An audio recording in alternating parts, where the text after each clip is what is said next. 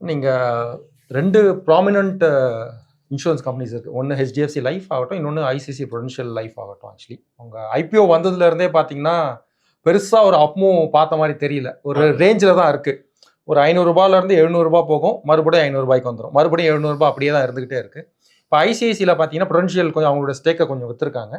So it has been in pressure. Actually ஒரு ரூ. 500 பக்கம் இருந்துகிட்டே இருக்குது.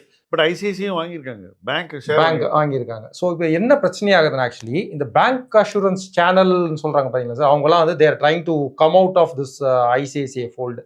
அது கொஞ்சம் நெகட்டிவாக பார்க்கப்பட்டாலும் valuation wise on a long term basis நல்லா இருக்கிற மாதிரி தான் சார் இருக்குது இன்சூரன்ஸ் ஆக்சுவலி. ஸோ போன 4-5 இயர்ஸாக வந்து பெருசாக ரிட்டர்ன்ஸ் கொடுக்கவே இல்லை.